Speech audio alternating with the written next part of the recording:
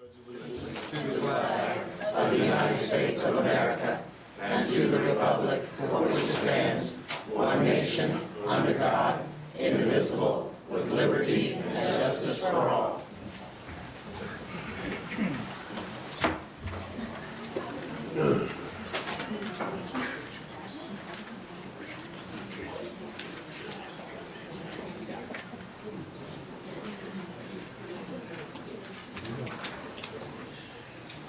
Need a motion? Mr. President, I move that the board approve the April 11th, 2022 agenda. Second. Motion's made and seconded.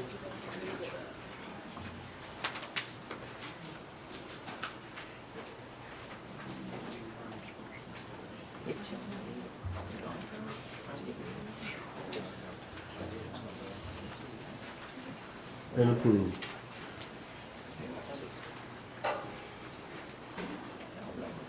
All right, move right to report of board members. Anyone? So I was really grateful to be with some fellow board members, and we went to a regional Missouri School Board Association meeting. And then just shout outs to Raytown High School for She Kills the Monsters, as well as some of our fellow board members were able to attend the Teacher of the Year breakfast, where we really recognize the value of all of our teachers, and especially Michaela Whitmore, who was our nominee from the district, and I believe it's Fleet Ridge, right? About the school, I think that's the right one. All right, so that was a joy to be able to do that. Well, I went to pretty much everything that Natalie, we've been buddies this month, so I too got to attend the play and the regional meeting and the teacher breakfast, and it was that play, phenomenal. The lighting, the costuming, it was incredible. So good job, Katie. And senior recognition night, or academic night. I forgot about that one. If you ever have an opportunity to attend the plays at our high school, either one of them, I encourage you to. It's amazing what our students do and what they can do, and I didn't attend everything this year, but I was at the play, so it's very good. I was able to attend the regional meetings, which was very interesting, and puts our board itself in a very nice position as a board of excellence, so I was happy to participate in that. I also had the opportunity to travel to Jefferson City for the legislative forum. And you know, there are a lot of bills in the state regarding school districts. So MSBA gave us an opportunity to meet with our legislators and to hear more in-depth information about the bills. And it was very beneficial to me to understand the language behind some of them. We got to meet, last month was Women's History Month. So we had a panel of the women state representatives, and the 11, as they call themselves, has written a book, and they have donated books based on the 11 to our libraries here in the district. So that was exciting.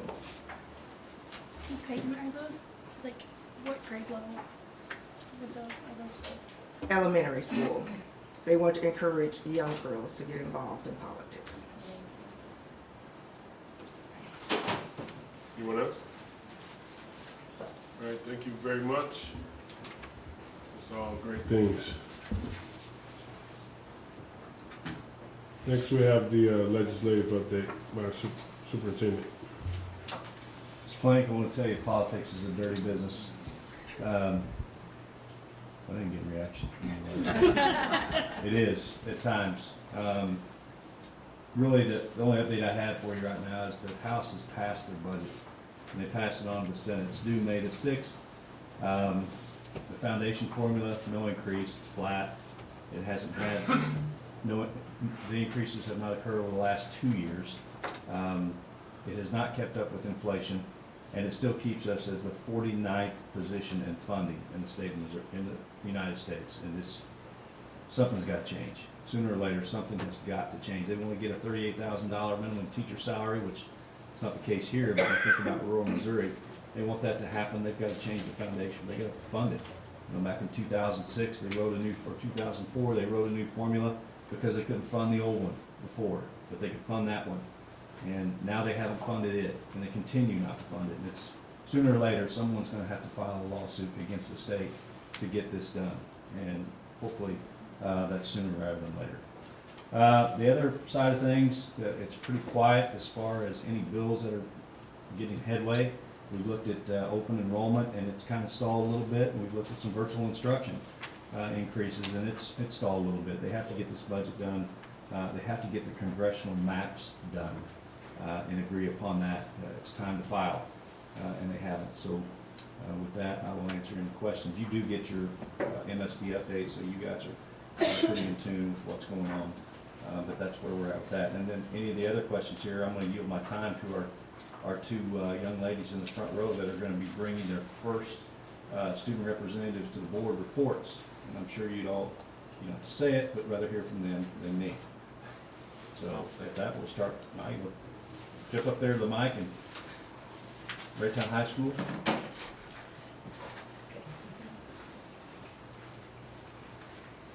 Introduce yourself, Mike. Hello everyone, I'm Amaya Morgan. I'm the current Vice President of Student Council and future President of Student Council for next year. I'm filling in for Awa Songway. She cannot be here today. She's a current president. She's sick. But things happening in our school. Raytown is putting on our annual Hunger Games. This has been put on a pause because of COVID, but we're hoping to come back stronger than before. Because in the past, when we've done Hunger Games, we've been able to fund REAP and like keep their pantry full for like the whole summer. So we've been able to keep their shelves full for months. So with the Hunger Games, we like reach out to all the schools in the district. This is something that every school participates in. We have goals set for, I think we want 18,500 cans as a district. And then we'll also be at like businesses like outside of doors trying to get can donations and things like that. But it's basically a way to get the whole district together and make sure that we all feel the need to give back to our city and our community.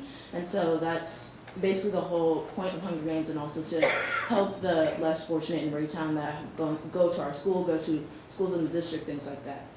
And then it is also crunch time for seniors. We got senior announcements coming out.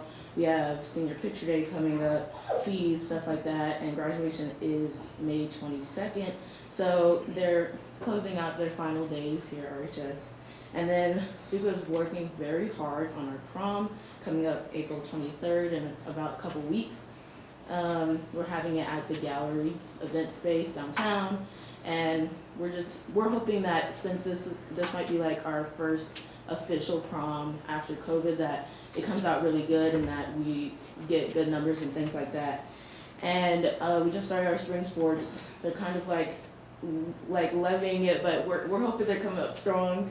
And we're just looking forward to making, like, we're doing our elections and stuff like that and planning processes for next year. So we're really hoping that we can get onto things that we've been missing, like assemblies and coming out to games and things like that. We really hope that we can pump that up next year. But also the play went on, but this past weekend is great.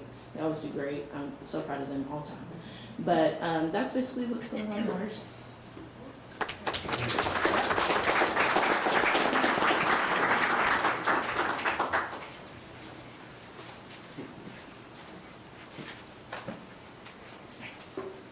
My name is Paisley Rogers. I'm the president for Raytown South Student Council. As of right now, Raytown South is currently, like student council wise, is planning a unity wall to show the upcoming classmen how South is as a whole. And it's going to be in our cafeteria. It'll say "we are," and then it'll have different words that describe Raytown South as a whole. Over the past weekend, Scholar Bowl beat Rockhurst, and it was the first time we've won in 18 years. So we also have an athlete. She's a track athlete. Her name is Zaya Akins. She is the Children's Mercy Athlete of the Week, and she also won nationals at the Nike Nationals in New York City a couple weeks ago. Our teachers are working on the Senior Breakfast Award for the seniors because our senior breakfast is May 6th. Our Boy Scouts are working on the courtyard this Saturday, cleaning it up, making it look nice for the springtime. And then our play is Elephant's Graveyard, and it is the 20th through the 21st at the Raytown South Auditorium. And then we're having prom at the Kaufman Stadium May 14th, so the day after our last day. And then the theme is Enchanted Garden.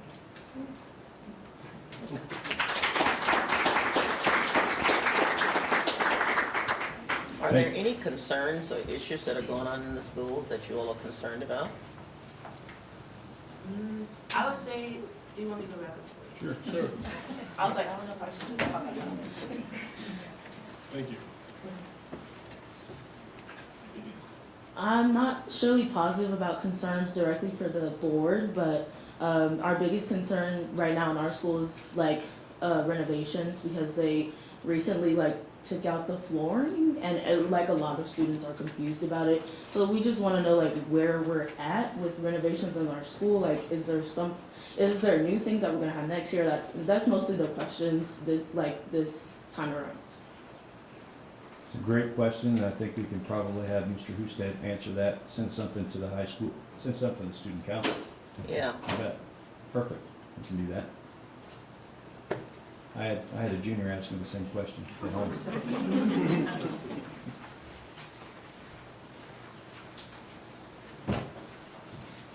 For South, I don't think that there are any concerns. I just think that kids are ready to be done. It's their first year actually back at school. I just think kids just want to be done, and they want it to be summertime to start the new year. But like she said, we also haven't had floors, but I don't think anybody at South is concerned. They just walked the halls. They took a picture of it, posted it on Snapchat the first day that it happened, but then other than that, we haven't heard about it since. Now, you ladies know that I'm not competitive, but when you say we beat Rockhurst, that brings a smile to my heart. May I add to that? I heard from a good source that one of the categories was theological questions. And we won. I'm just throwing that out there. Well, I'm not, since this is close to Easter, I'm not gonna broach that subject. But ladies, that was excellent, thank you, and we'll see you back here next month. Yeah, Okay. that was great. That was what we were hoping to see when we went forward with this idea. So appreciate you guys are both very well spoken. I think it's great that the president's not here and they had a succession plan. So Yes. if I'm here, you're just going to see him. Not here, you're just going to see an empty seat. But you guys took care of that. So appreciate that. Give my time, Mr. President.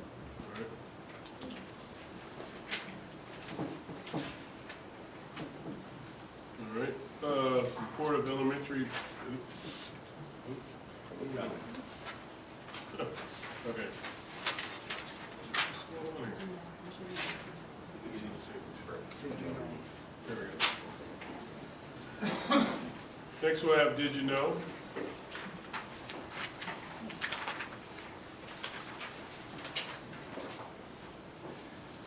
Good evening. So I started Did You Know off with a lot of news that most of you probably already heard, that our Raytown School District Challenge students earned first in the Battle of the Brains competition, the riveting robotics team. They earned a $50,000 grant, yes. And their proposal will be brought to life at Science City. It's going to be a multi-million-dollar exhibit. And it showcases how robots help surgeons perform microscopic surgeries, clean ocean pollution, and understand planets. And so we are in works, I've talked to Dr. Merkley a little bit, we will get some kind of special board recognition for them. There's a lot of students involved, so it may have to look a little creative as to how we do it, but we'll get that in the works. Harvard bound, Raytown South High School alum Nick Cruz, class of 2018, was accepted into Harvard Medical School. And I love to throw a little alumni news in there, so that's our alumni news of the month. The award-winning Raytown Schools Herndon Career Center Culinary Arts Program prepared and distributed 1,000 meals to families in the Raytown community. The meal distribution took place at the doors of the Herndon Career Center Institute of Culinary Arts and Cinder Restaurant. This was a first-come, first-served distribution, and the partnership was made possible with help from local organizations, including 15 in the Mahomies. And I put it in here, and did you know, you didn't hear a bunch of it because it was an invitation-only distribution, because we want to make sure that our families that really needed the meals could get to the meals. So with help from our Student Support Services Department, as well as some of our Raytown Schools Community Feeding Program partners that we made during the pandemic, we dusted out those contacts, and they also helped us get in touch with families that really need it. especially Hope Network, who was able to take some of the leftover meals to their industrial kitchen and get those meals out to families that next day on Saturday. So REAP, Sisters in Hope, Hope Network, and then our student support services and social workers also reached out to families here in the district. So it was kind of that invite-only piece to make sure they get to the families that needed it. But a really amazing partnership, and I will post some photos on social media. I just wanted to make sure those families got what they needed first. So, and maybe a future partnership piece as well from what I'm hearing. So that's really exciting.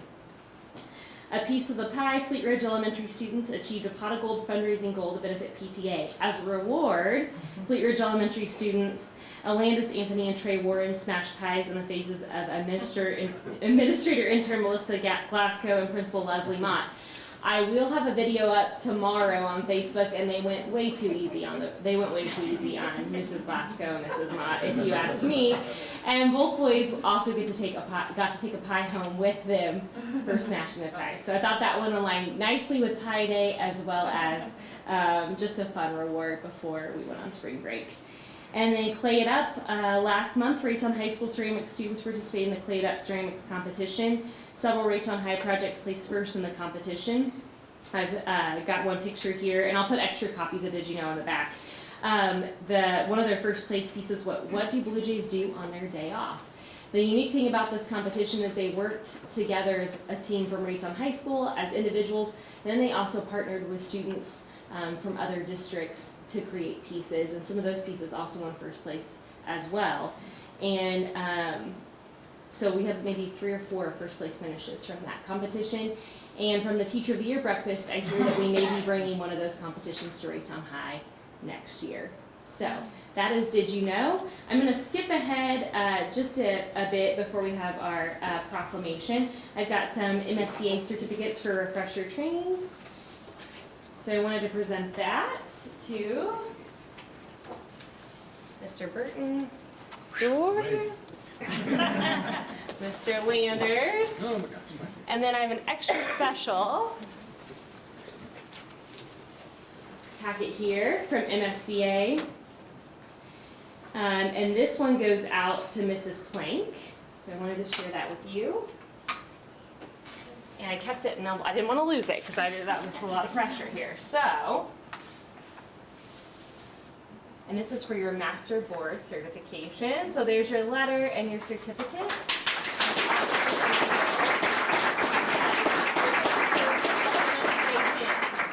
But like I said, I didn't want to lose anything. So there's your envelope. There you go. I might say, since Beth won't say it herself, but master certification requires a lot of extra work, reading books, writing papers, and doing some extra stuff.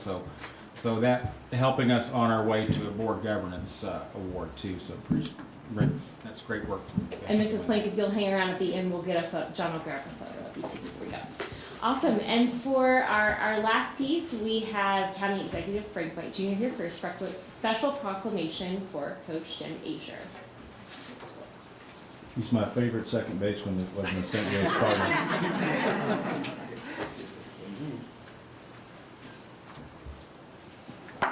Jimmy, come up if you like. Thank you. Thank you, Board, for having me here this afternoon to do this. Dr. Mark and I was having breakfast one morning and talk about school stuff and some other stuff. Well, sports always seem to come up. And so we were on sports, and he was telling me about Jim and some of Jim's accomplishments, and we sort of decided, hey, maybe it's good that we can do a proclamation recognizing his many years of service. And so we put this together for Jim, for you tonight, and I'll read it real quickly. I'll read it slowly for you. But it says, Jim Asher has served as a coach in the Raytown School District for more than 50 years. And as head coach of the Raytown High School swim and dive program, has a record of 559 wins, 88 losses, and 2 ties. Whereas 2021-2022 marks Coach Asher's 13th undefeated season and the 46th year in a row that Raytown High School varsity boys swim team has qualified to compete at the state competition. Whereas it all began in 1965 when Jim ran a 5-mile warm-up before track practice at the University of Central Missouri, marking the beginning of his amazing coaching career. Jim's many accomplishments include starting the first high school soccer team in Kansas, writing a master thesis that became a prototype for other students, and leading the teams he coached to state championships, producing 3 All-Americans. Co-founding the Missouri High School Swim Coaches Association, organizing clinics for Missouri coaches, becoming the first high school coach to speak at the World Swimming Coaches Clinic in Las Vegas, writing the manual for the aquatic program for the Kansas City Magnet School System as an appointee of the Federal Task Force Committee, and the list goes on.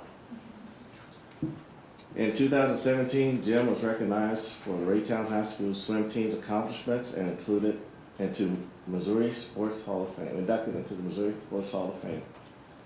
In his spare time, Jim and his wife Beverly retreat to their home he built at the Lake of the Ozarks to entertain his children and grandchildren. It gives me great pleasure to acknowledge Coach Jim Azier for his commitment to accomplish what few people do in a lifetime, teaching and coaching boys and girls soccer, basketball, track, diving, and swimming, in addition to serving the community as an alderman for the city of Raytown. So now, therefore, in accordance with the powers vested in me by the Home Rule Charter of Jackson County, Missouri, I, Frank White Jr., hereby proclaim April 11, 2022, recognition and congratulations to Jim Azier for positively impacting the lives of student athletes for more than 50 years, and extend best wishes for all your future endeavors. Thank you, Jim.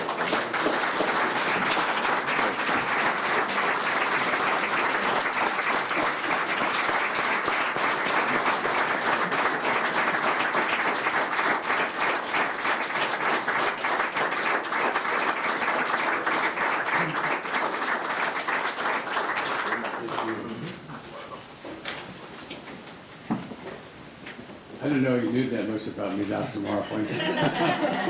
I'm a little choked up, which is kind of unusual actually, because I usually know what I'm going to say. And first of all, I am deeply humbled to not just get this recognition from the county executive and the Jackson County government, but also from one of the greatest athletes Kansas City ever had, Frank White. So, wow. Personally, I feel, a little shaken by that, because it's quite an honor. I want to share something. I wasn't going to say this, but I didn't have a speech anyway. So, but my wife and I were sitting down a month ago, and when we heard about this, and she said, you've been recognized by the city and by the board and by the state and now the county. And she said there's only one more that you need to be recognized, that's the federal government. And I told her, I said, we already have. One of my first years at Raytown, my class received a handwritten letter from the White House stationery, from Richard Nixon, from what we accomplished in the projects at Raytown High School on Operation Democracy. So I can say we've done it all. First of all, Frank, and I don't know, you probably know that not every school district has a swim team. And the privilege that our students have is a privilege that they're granted by really the Board of Education and the administration that put together a program to allow us to have that opportunity. I think the goal of every teacher and every coach is to bring out the very best we can in our students and our athletes. But it's also an opportunity for every teacher and coach to bring out the best in themselves. And that's what our challenge is. For me personally, and like everybody here, every time we see a student do well, it gives us just a tremendous amount of satisfaction and pride, in our school district and in our community. And I can say that my family here, I'd like them to stand up and just maybe introduce them really quickly. Andy went to Raytown High School. This is his wife Cindy. My daughter Jackie went to Raytown. Kathy went to Raytown, and then Jadam. And there's my lovely wife there, and my grandkids, who all live in Lee Summit except for my wife. They will tell you, they're my witnesses tonight, that there is nobody prouder than Jim Azier and the love for this community and this school district. I think that what we have accomplished makes Raytown School District a standout in Jackson County. I'm really proud to have been an employee, a coach here for the past 52 years. You know, it makes my life complete. And so I want to accept this tonight, not just on behalf of Jim Azier, but for the school district, okay? Because everybody does their job. You know, it's a big team. Everybody has a little job, a little part. The people that run the facility, who provide the budget for us, the principals, the secretaries, the superintendent. I mean, it's a big group. And we could not have been successful without the support of this support group, which is really big. So this goes really is for all of us. It's for everybody. And thank you very much, Frank, for this. And yeah, I appreciate that. And board, good board, I'm very honored to be your employee. Thank you.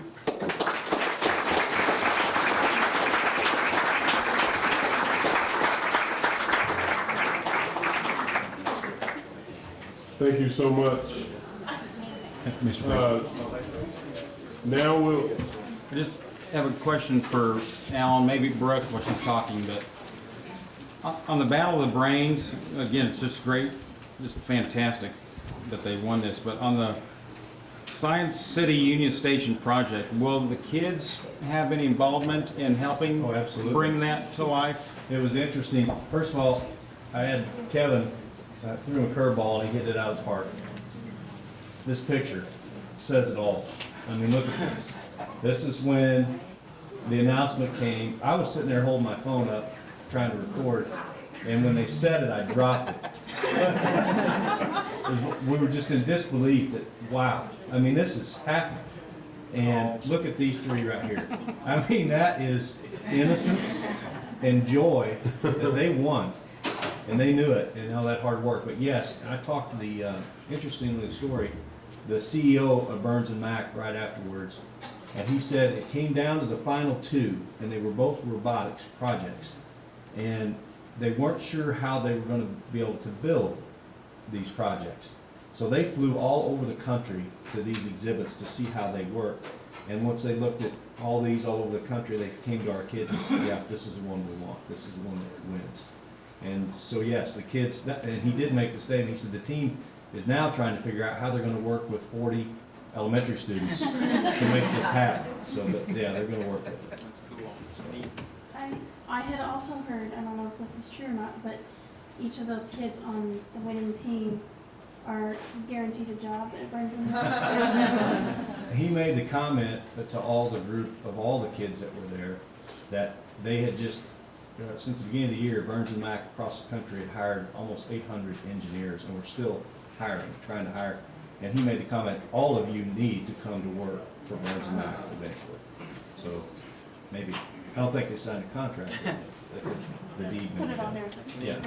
Their radar. well, I am an engineer and I'm in Raytown, so I could go for it. They did also do a parade at, they really got it together pretty quickly, but as the students got back to each of their buildings, each building had a little something prepared for those students when they got back, because they dropped them all off individually. So, yeah, we'll try to collect some of those photos and share those out. But I would say to Dr. Knox over here, this needs to be on every thing in the district right here. These three kids, I mean, it's just pure, raw emotion. And the looks on their face are priceless.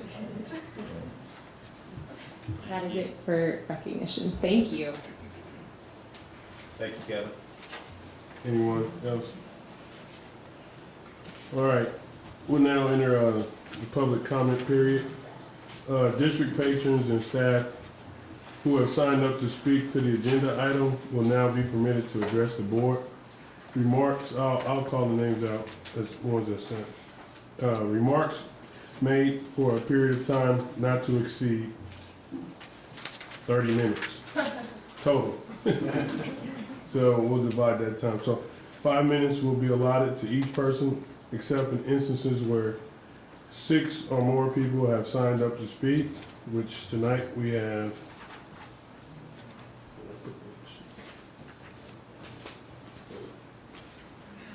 8 I'll find it in a second. Yeah, it's more than 6. In that case, remarks will be limited to 3 minutes, which is what we'll have tonight, and to 1 appearance. This will allow a maximum number of participants to speak in a allotted time period.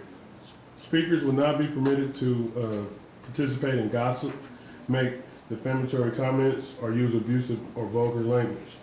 Other than names, positions, salaries, and length of service information pertaining to individual employees, and any identifiable information regarding students is all considered confidential, closed information, and speakers are not permitted to discuss such information in open session. Any violation of the rules for public comment will result in forfeiture of that speaker's remaining time. Put it somewhere. There it is.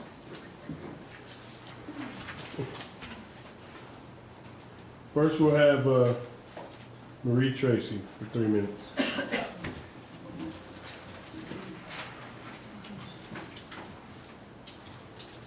Good evening. I'm speaking about item 18.8, Raytown's recommendations, and I'm sharing words from Jenna Adkins, who's a colleague who couldn't be here tonight but is much better versed in school finance than I am. I have concerns regarding information shared in the Finance Committee meeting agenda documents and what seems to be decision-making occurring behind closed doors. First and foremost, I want to remind the board that we have a severe teaching shortage in the state. As a member of the DESE Advisory Board for Teacher Certification, I know exactly how dire our shortage is becoming.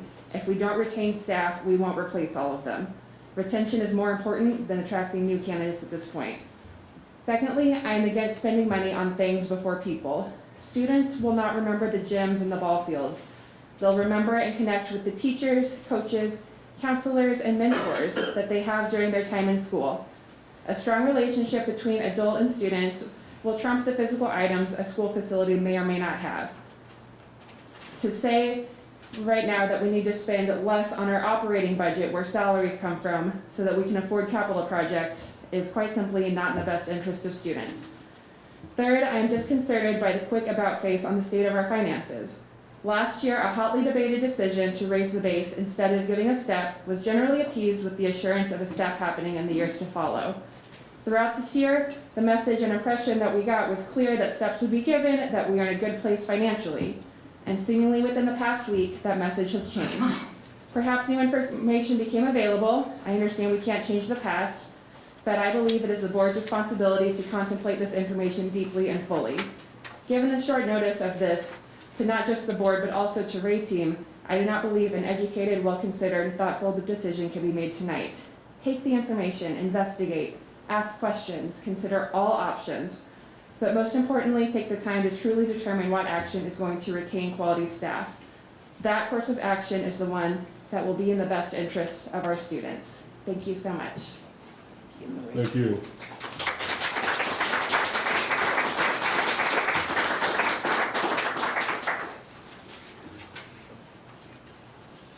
Next we'll have Carrie Plater.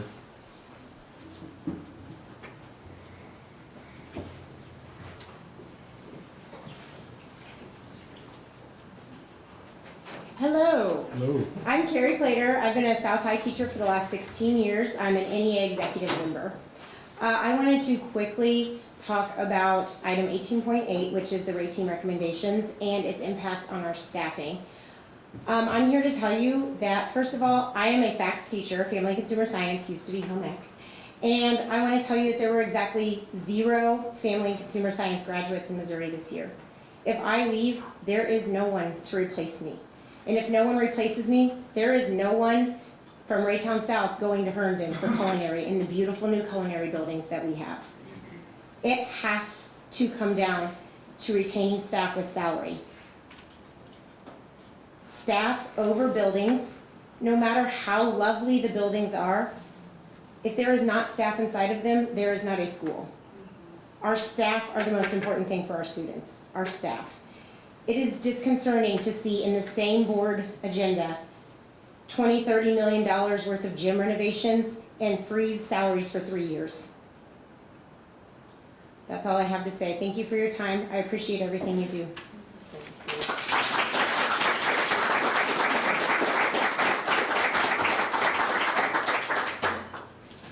Next, we'll have Hayden Eder.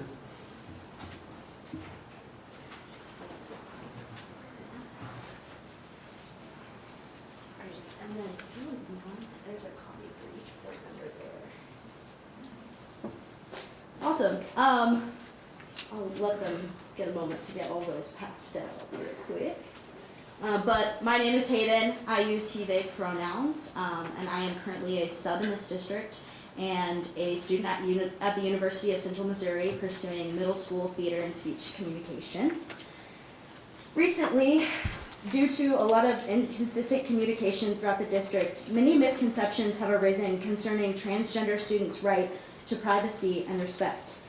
Even during my time here as a student and a sub, I've had to define basic terminology such as dead naming, have witnessed ignorant microaggressions being said by staff and students that's going uncorrected, as well as watching as the struggles of these marginalized voices within our schools are being ignored. According to the Gay, Lesbian, Straight Education Network in 2021, having a policy that clearly affirms a student's right to use name and pronouns aligning with their gender identity is essential for the health and safety of all students. It's important for faculty, staff, and peers to make every effort to correct mistakes, ensure they're not repeated, and address any additional intentional misuse of a student's name or pronouns. While meeting with multiple district employees, they have referenced our district's obligation to treat all with dignity. Dignity, defined by the Oxford Language Dictionary as the state or quality of being worthy of honor or respect. Currently, as we can see through the policies that I had handed out to you guys, we are not treating our trans students with dignity, and we are also failing to comply with Title IX regulations. According to the National Office of Civil Rights website, they confirmed as of today that Title IX covers all students and staff from discrimination on the basis of gender, gender identity, sexuality, gender expression, and pronouns. And while this district strives for equity and cultural competency, these policies are unclear, discriminatory, and neglectful when it comes to meeting the needs of these students. And while a much-needed discussion needs to be had involving the students and staff within the LGBTQ+ community, the goal today is to focus on the importance of professional development. Jenny Betts, a school climate specialist at West Ed, says if you don't feel accepted or have to hide something fundamental about who you are, you obviously won't be present and fully immersed in learning. So, in order to be proactive, today we're first going to talk about basic terminology as well as statistics over trans youth, and then we're going to explore the power of language through professional development, next examining K-12 trauma-informed care, and finally concluding with our obligation to treat all with dignity. It's time to properly educate our staff by listening, staying accountable, and committing to doing better. Thank you. And I did just want to say, so what I handed you guys, that's the policy that I had gotten a couple weeks ago, as well as like some corrections. And then there is a letter in there from a district employee as well as a parent of a trans student who went to school here. So I really encourage you to read that. So yeah, thank you. Thank you. Next, we have Katie Colston.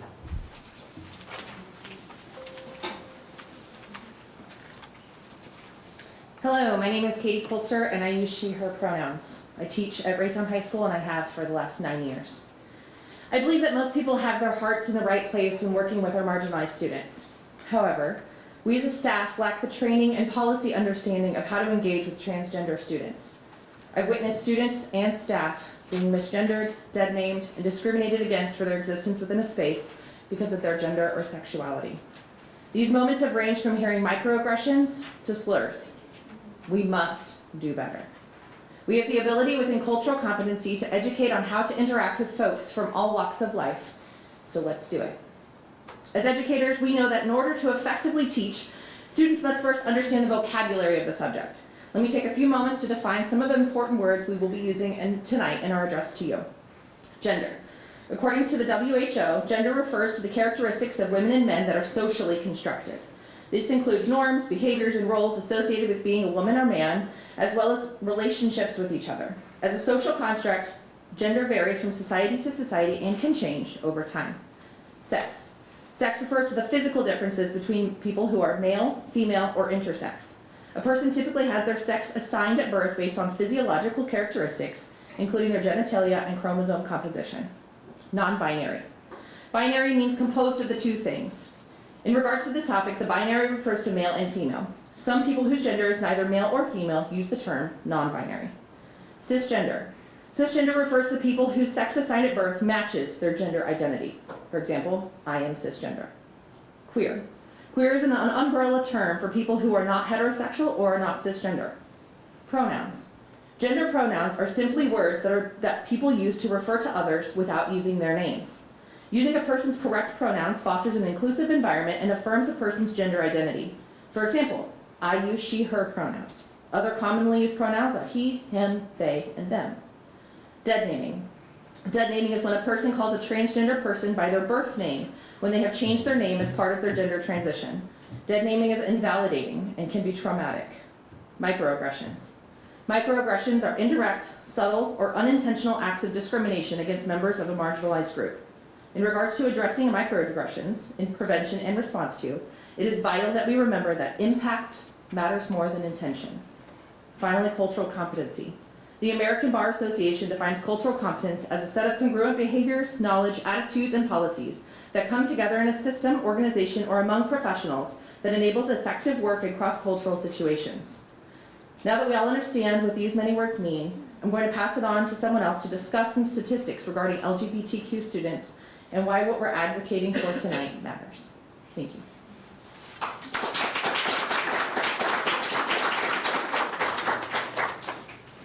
Next, we'll have Tracy Williams.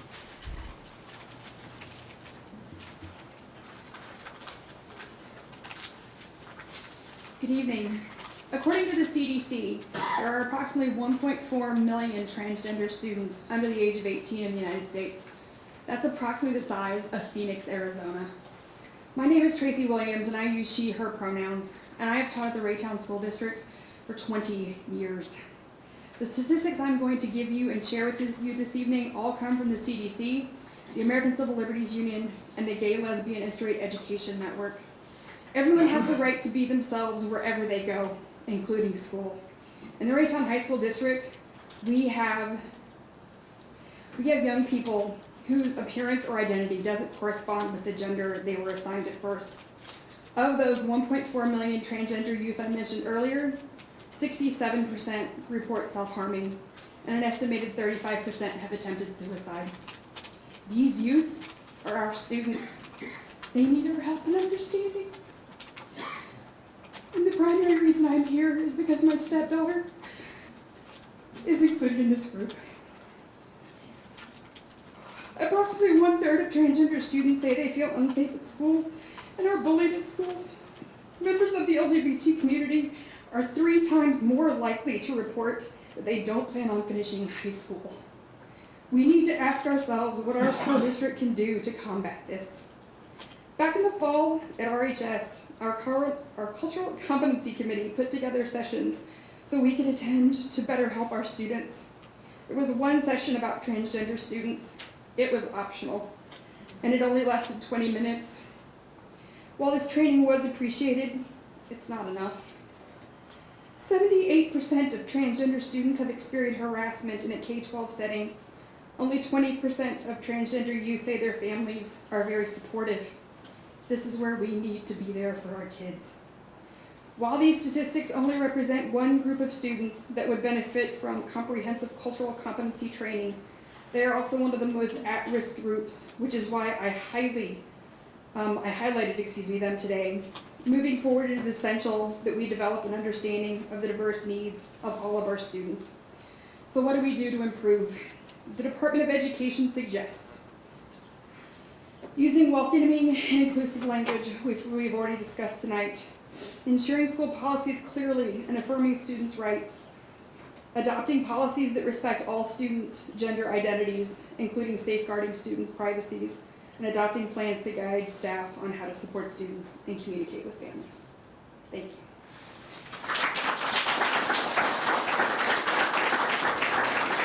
Thank you. Next we'll have Rachel Brown.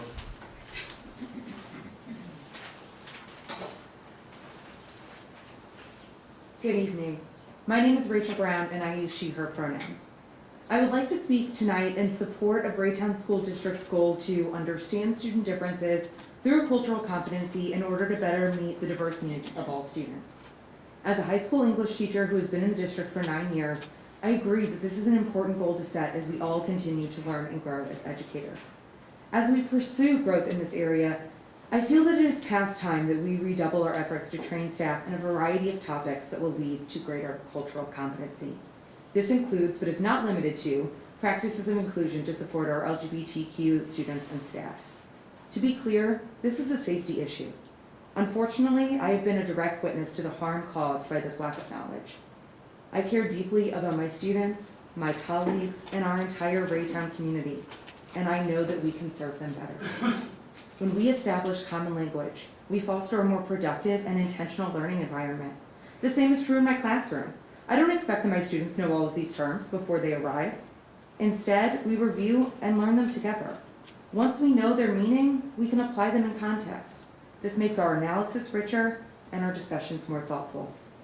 I believe that we need the same approach to professional development and cultural competency. We can't expect that every staff member knows these terms and understands how to use them thoughtfully with students. We need to provide quality, required PD to establish a common language and understanding. This is an urgent matter, and we need to treat it as such. Simply put, words are powerful. When we know, use, and understand LGBTQ inclusive language, we create a safer and stronger learning environment. We owe it to our students to do everything that we can to meet their needs. And I don't believe that we can do that without mandatory cultural competency training for all staff, as well as diverse learning opportunities for our students. I often talk to my students about word choice in their writing. In my class, they learn that word choice impacts tone, the attitude of the writer or speaker, and mood, the feeling created in the reader or audience. My students learn how to analyze word choice, to identify the tone and mood in writing, and how to alter their own word choice to communicate effectively with their reader and audience. As a community of educators, we can harness these skills to show students that we respect and love them for exactly who they are. We can use the power of words to create an environment where students feel safe, valued, and accepted. Thank you for your time. Thank you. Now we'll have John Garofalo.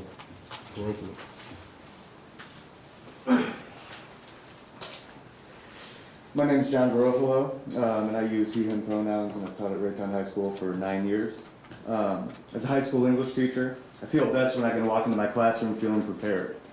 Though we have many meaningful professional development hours every year, LGBTQ plus topics have consistently been absent. With the lack of focus on these topics in the teacher education programs that many of us came through, it can be difficult to know exactly how to foster a culture of inclusion and acceptance in our classrooms. Simply put, teachers are currently underprepared to accomplish this fundamental classroom goal for all students. Luckily, there are many research-based resources available to assist Raytown in implementing meaningful professional development on LGBTQ plus topics. Here are 4 LGBTQ plus professional development resources that come from reputable and long-standing organizations. The GLSEN, which stands for Gay, Lesbian, and Straight Education Network. This is an organization that offers professional development resources targeted towards teachers and administrators, a guide on developing an inclusive curriculum, as well as practical back-to-school handouts for teachers.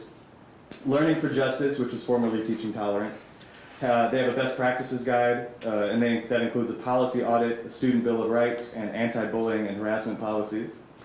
PBS has LGBTQ plus identity toolkit for educators, and this includes professional development webinars, reproductibles for teachers, and much more.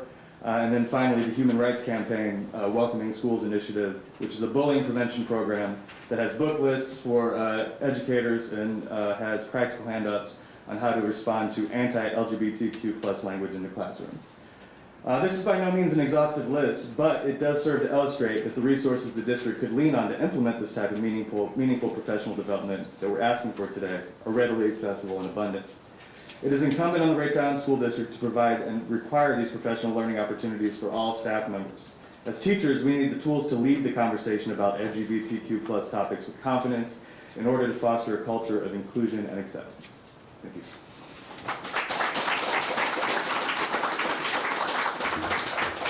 Thank you. Next, we'll have Emily Bartz.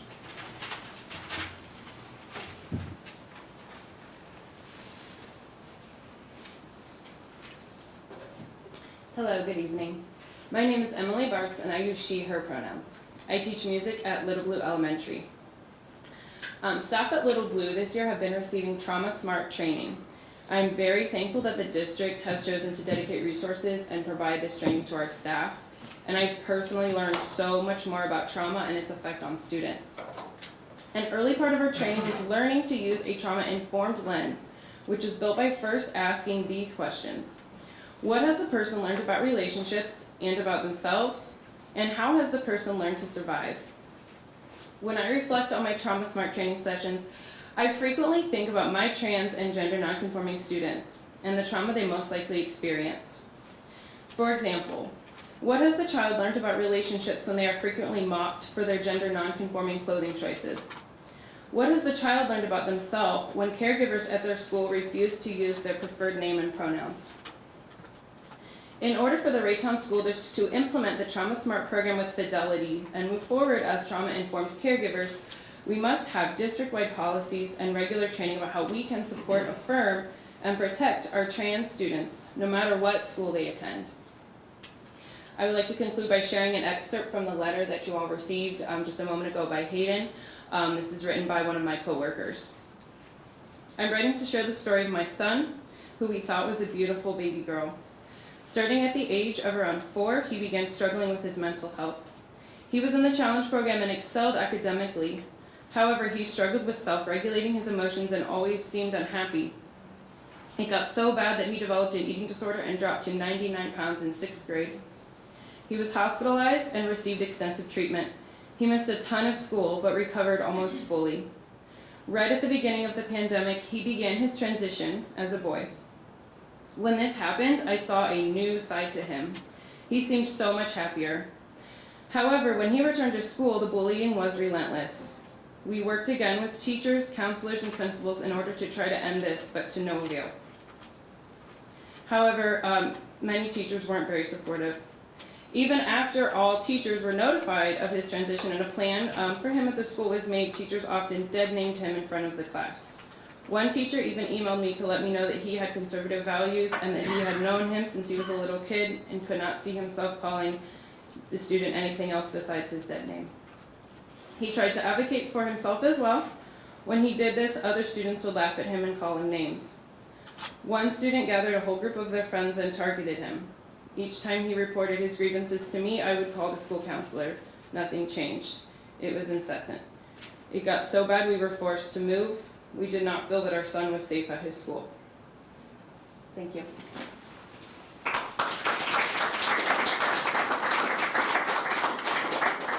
Thank you. Now we'll have Jenna Bartz.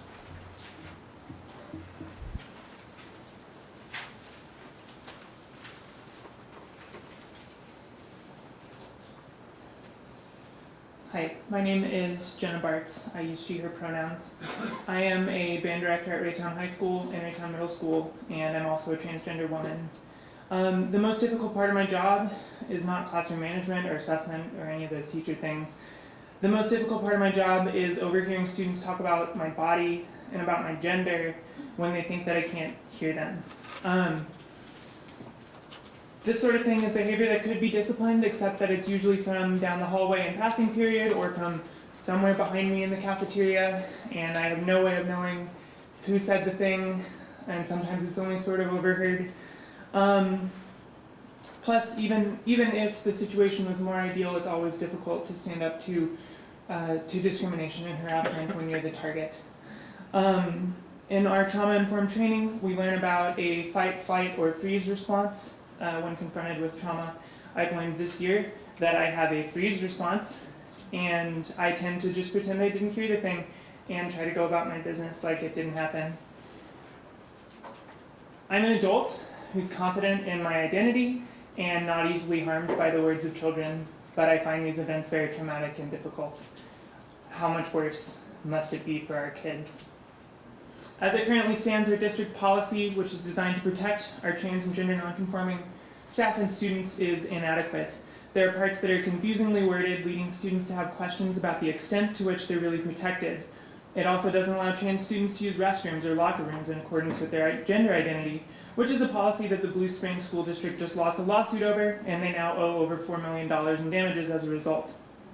Our restroom policy is also very explicitly in violation of current federal Title IX guidance, which supports the rights of students to use restrooms that match their gender identity. Perhaps most egregiously, the current policy allows for and seems to encourage forcibly outing students to their parents or guardians. In 2021, a survey of nearly 35,000 LGBTQ+ youth found that only 1 in 3 claimed to have affirming homes. We also know from research that there's a strong link between family rejection of LGBT youth and negative physical and mental health outcomes for them, including being a risk factor for suicide. Out of a concern for the safety for our students, we should not be adding them to their parents or to anybody without the student's permission. I want Raytown to be a safe, inclusive, and affirming place for all of our students, but the policies in place right now don't support that vision. Our staff needs training from outside professionals on how to start creating a more inclusive culture, and our kids need a board policy that is more thorough and clear in protecting them. You have a document in front of you that lists a lot of suggested changes and some of our thinking behind those changes. We hope that you'll read through it and take those things under great consideration. Thank you for your time.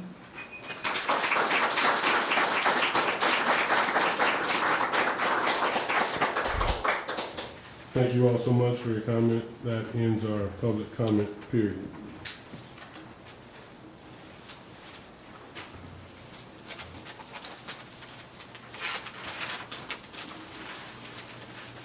Next, we have a report on the Raytown Education Foundation meeting.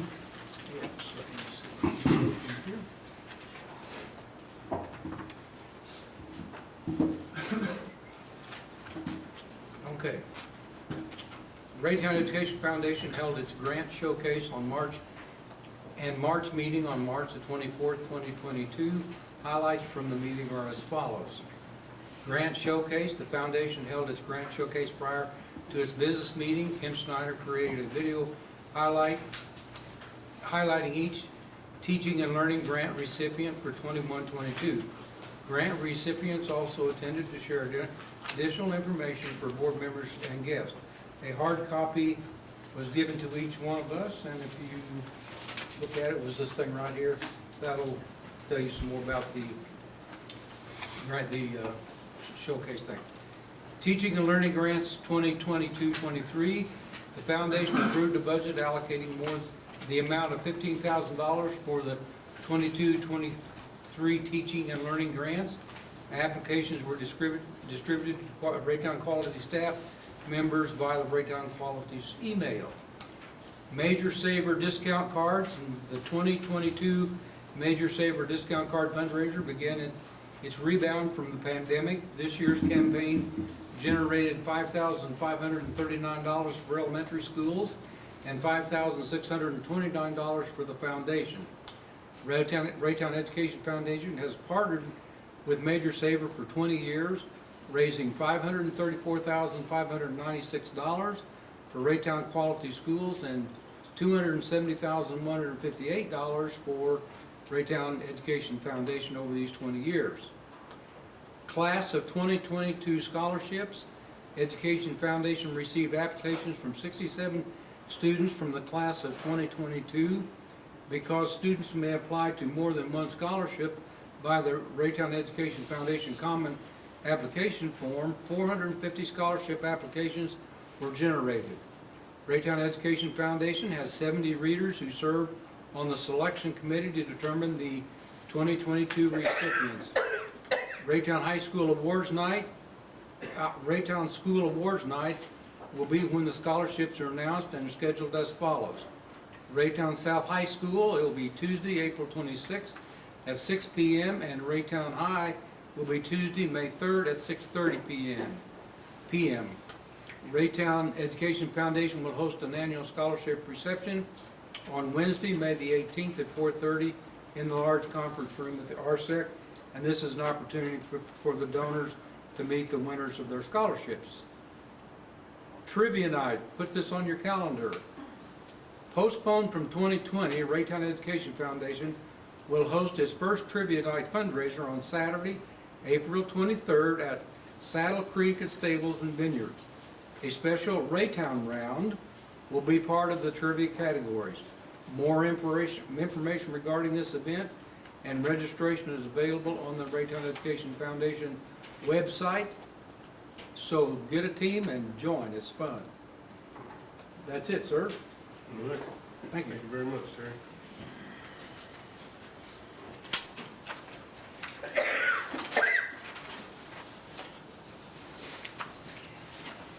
Next, we'll have the approval of consent agenda. Mr. President, I move that the board approve the April 11th, 2022 consent agenda as presented. Second. Motion made and seconded.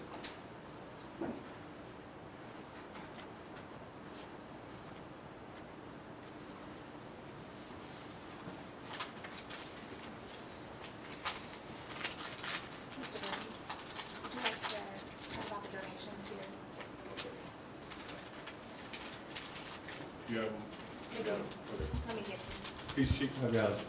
We had a donation to South High for 55, not South High, but Herndon, 5,500 in materials, steel, things like that, that probably Mr. Wise is going to use for something, most likely.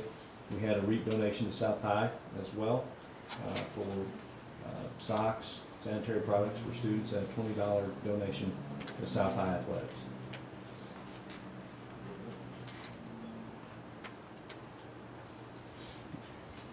Thanks for the donations.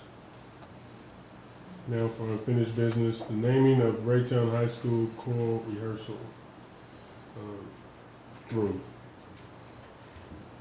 Mr. President, I move that the board officially name the, is this for the Aquatic Center? No, this is for the choir room. Officially name the choir room. Thank you. At Raytown High, the Noel Fulkerson Brenda Yates Choral Room, and waive section 4 and 5 of Board Policy FF. Second. Motion made and seconded. Any comment? Any comment on this? Just quickly, and Mr. Landers can comment as well, because he's part of the committee. A request came from Alex Colston to have the choir room named after Noel Fulkerson and Brenda Yates, who's retired. Brenda's retired. Noel's been retired for some time, but Noel was there for 30-some years in the choral program, the choral director. And it's fitting that they be bestowed this honor. They touched a lot of students' lives during that time.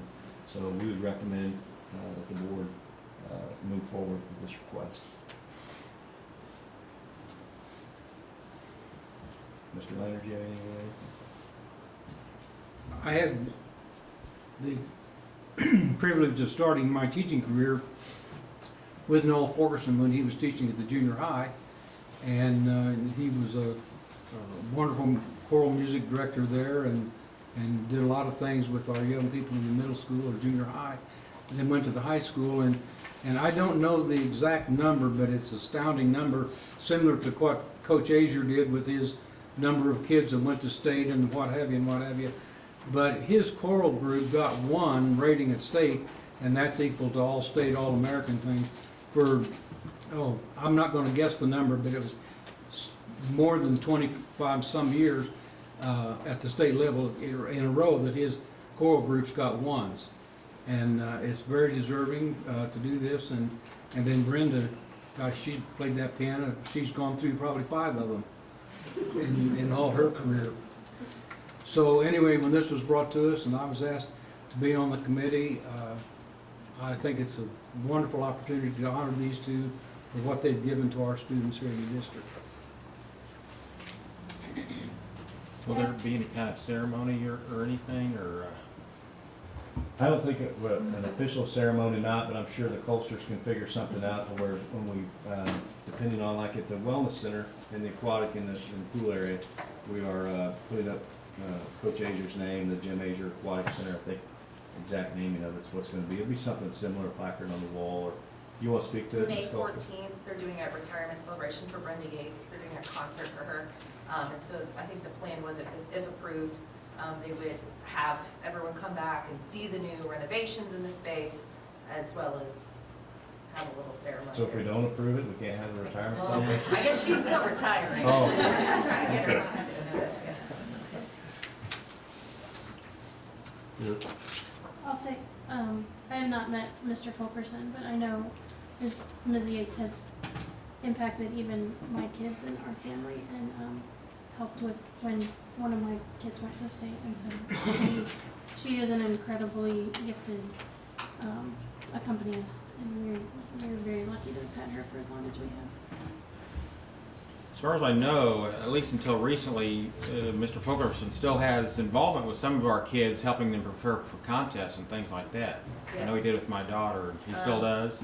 And he probably would want me to say this, but he also funded multiple students' trips to New York this year. Wow, that is great. Terry, waiting on you. Vote. Oh. There we are. It's good to see we got our folks outlasting our policy. Might need to review the policy.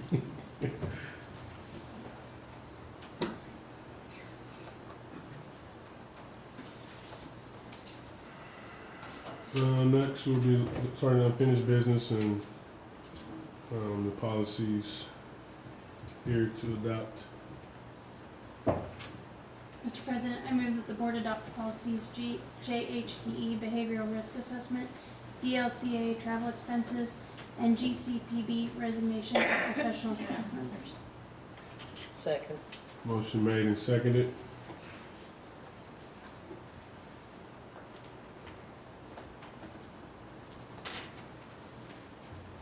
So the policy committee has any kind of report or anything, or they just all met and approved this? Policy committee. Yep, we met. Donna? Yep, Donna? Yes. We do support these recommendations.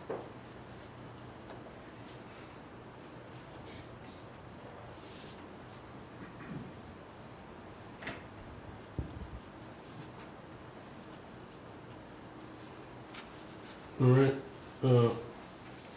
Next we'll have our oaths of office for Natalie Johnson Berry and Bobby Salisbury. Bobby and Natalie, if you'll raise your right hand and repeat after me. I do solemnly swear that I will support the Constitution of the United States and the Constitution of the State of Missouri, I do solemnly swear that I will support the Constitution of the United States and the Constitution of the State of Missouri, and that I will faithfully and impartially discharge the duties of school director and that I will faithfully and impartially discharge the duties of school director and for the Raytown C2 School District, County of Jackson, State of Missouri, to the best of my ability according to law. in and for the Raytown CT School District, County of Jackson, State of Missouri, to the best of my ability according to law. Congratulations. Thank you.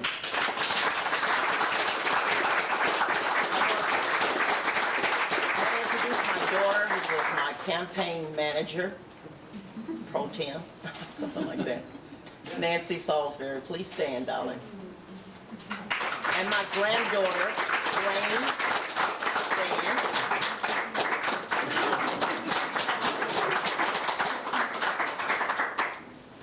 All right, congratulations. Thank you.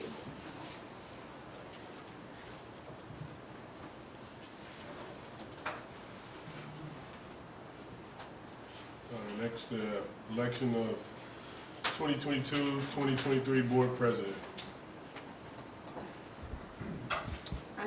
Wait just a second. Just a minute. I get to do this. This is my favorite part. This is my favorite part of the year. Plus, it's the last time I get to do it. So those of you that want to be board president, thank you for the donation. But it's not gonna do you any good, okay? Let's go ahead and have a motion for the 2022-2023 board president. I make a motion for Alonzo Burton for the 2022-2023 board president. I second. Okay? Motion made, second? Yep. Oh, all right. President, yeah. Done yet? Yeah, you're done. Once it hit your inside out, you're done. Okay, are there any other? We're gonna need one of those pies for the face before July. I like coconut cream. No others? Do I hear a motion to close nominations? Close Close nominations. Second. Beth? Bobby, second? Second, I'll second it. All right. Congratulations, Mr. Burton. Thank you. You're it. Thank you.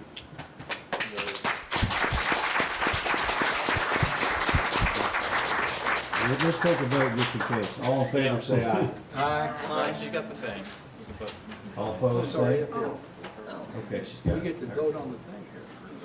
Normally we don't. We'll get to see it. Now you choose. All right. Motion passes. Huh? I'm glad you were. Yeah, I voted for myself. You'd have said no, we'd better.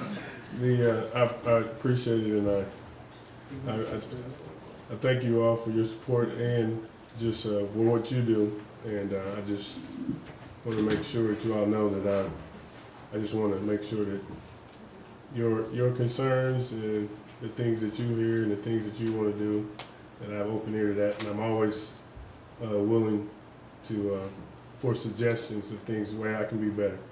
And I'll definitely be better this year than I was last. Mr. President, I would like to nominate Beth Blank for vice president. Second. Third. Third, fourth, fifth. I don't want to do. Okay. Motion made and seconded. And also make a motion and nomination cease. All right. Any second? Second. All right. Motion is made and motion is to cease nomination. So let's take a vote. Okay. All in favor? Aye. There it is. All opposed? Seeing none? Unanimous. I vote for you too.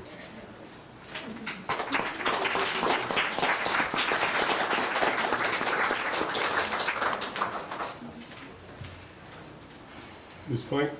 Yes. You want to say anything? I just want to say thank you. It's an honor and privilege to serve not only this board, but the constituents, teachers, and families in our district. And so I'm very grateful for the trust that you put in us, and I'm here to balance you. How's that? I think we're a good team. So. Yeah, for sure. All right.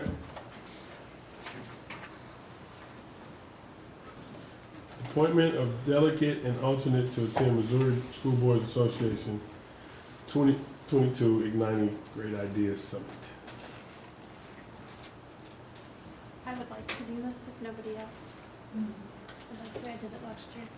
I would too, if no one else. I'm willing to, if someone else wants to though. Well, you guys can both. There's a delegate and alternate. Hey, I know. I was meaning alternate.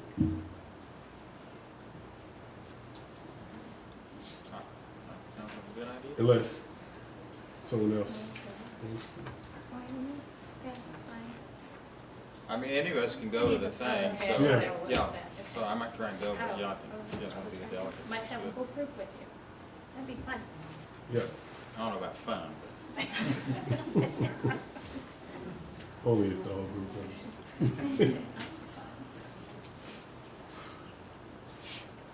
All right.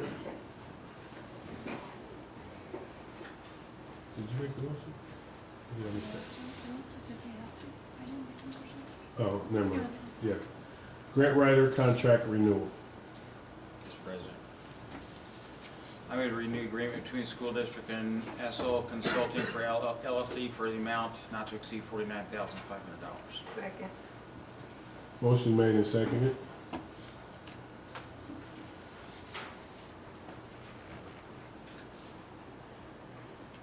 Yeah, we're gonna need that.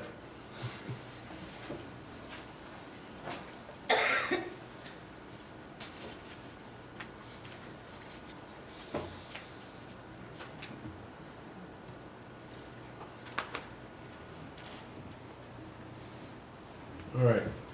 Elementary ELA resource adoption. Mr. President, I move that the Board of Education adopt Amplify as our K-6 ELA resource for the 2022-2023 school year in the amount of $1,078,888.48. Second. Motion made and seconded. Is there any discussion on this or anything about this? I'd like to make a comment though. This is our typical 7-year rotation for ELA materials. Big shout out to Jen Pearson, as well as the elementary administrators and elementary staff for going about this very arduous process of deciding which materials we're going to best support our staff in the sort of reading and writing programs we now have at the elementary schools. We feel like we found a very good replacement for learners. I just want to say thank you for all the hard work. And Jen Pearson really, she did it. She did a lot of work on this, and she deserves a commendation for it. Thank you. Thank you. How does the cost of $1 million compare to what we were doing before? More expensive. Prices have certainly gone up. We had actually budgeted for about $850, but this is a little higher than we were anticipating. One of the nice things about this particular product, though, is it's going to replace a couple products that we currently have in place, IXL and RAS Plus. So we'll see some savings there, not equaling the $200,000 that we're going over, but this is actually, it was a competitive bid process. This is just what the products cost now. So which budget is this coming out of? It doesn't. It's curriculum instruction. Okay. All right.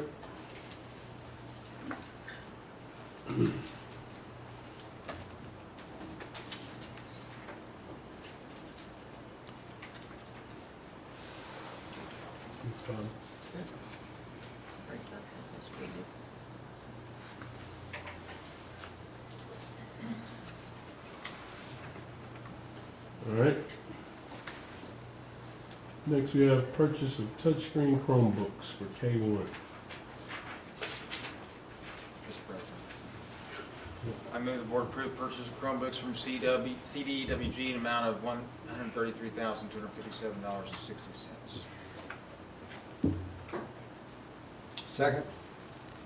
Motion made and seconded.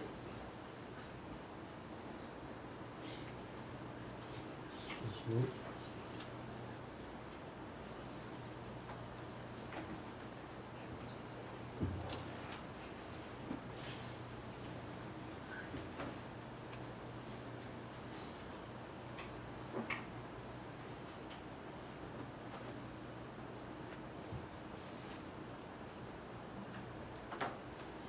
All right.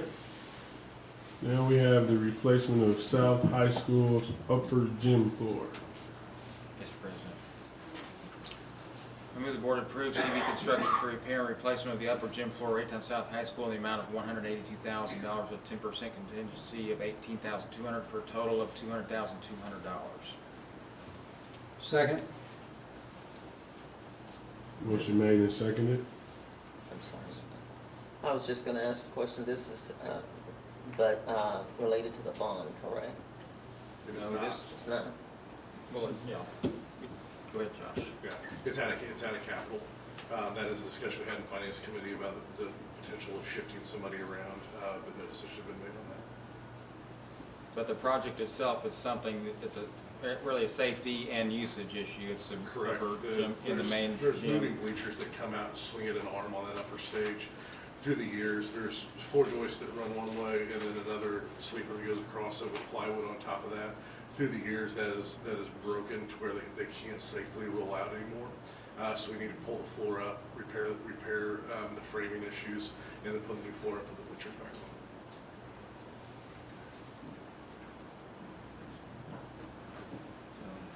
It's unfortunate, but it has to be done.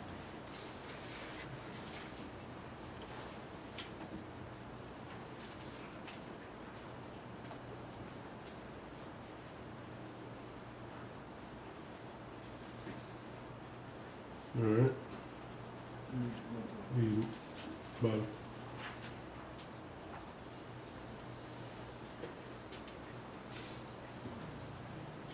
Our motion passes.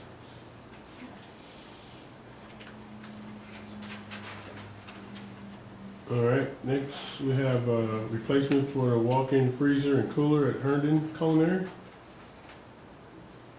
Motion.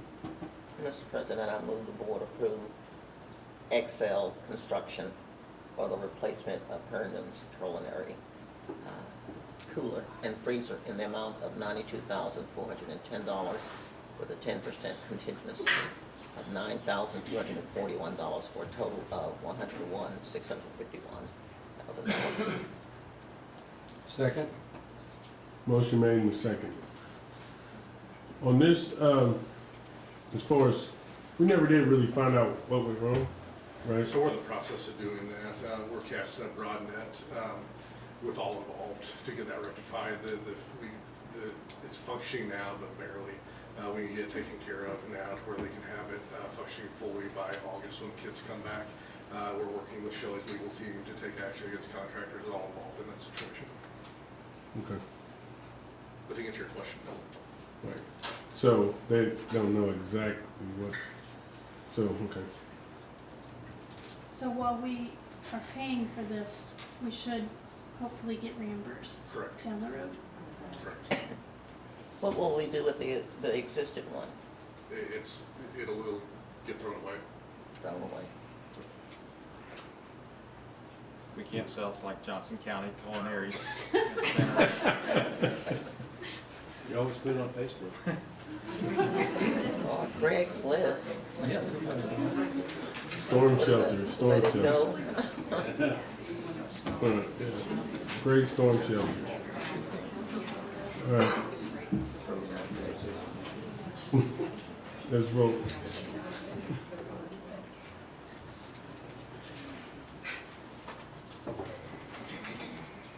Ms. Bobby. Sorry. I am sorry. I apologize. I am in another world, I think. So we should point out here, just so people will know, because we did discuss this in Finance Committee meeting, and this, we do expect to be at some point reimbursed for that, so it's not like we're spending another $92,000 on a brand new building. So it's just something that needs to be repaired, but we do expect to be reimbursed for the job not being done right the first time. All right. And now we have Performing Arts Center and Gymnasium, pre-construction costs and construction manager RFQ. Should that say RFQ in the motion? Yes. Okay, Mr. President, I move to approve. I approve to move forward with issuing an RFQ for construction manager services. Second. Motion made and seconded. Discussion, comments on this? We discussed this also tonight at the Finance Committee meeting, and this, no cost to us at this time. It's just moving forward with receiving information from possible candidates. And Steve. You're exactly right, Mr. Moore. So with the board's approval, we will issue the RFQ. The process will be that once we receive that information back from potential construction managers, we will review those along with the Finance Committee and then bring a recommendation to the board for approval.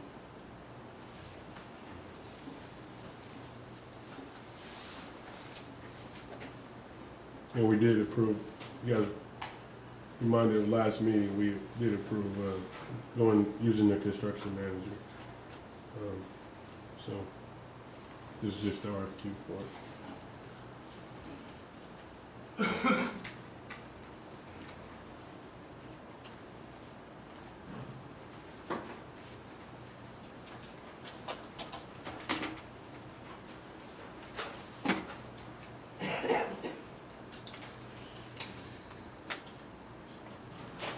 Motion passes.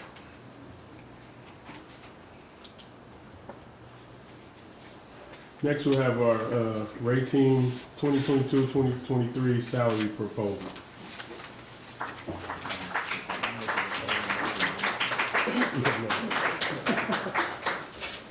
Good evening, I'm Amy Lowe Smith. I teach special ed at Norfleet, and I'm also the Vice President of the Raytown MSTA. I was asked to make this a few less slides, so I'll just keep it a little short. I'm not the right person. Tonight I would like to introduce Megan Willett. She is from Raytown South High School. Dennis Hetzel. He's from Blue Ridge Elementary. We have Brian Weiss from Herndon Career Center, and I believe the only other two members of Rayteam that are here is Marlene DeBilbus and Steve Shelton. The rest of the members unfortunately cannot make it with us tonight.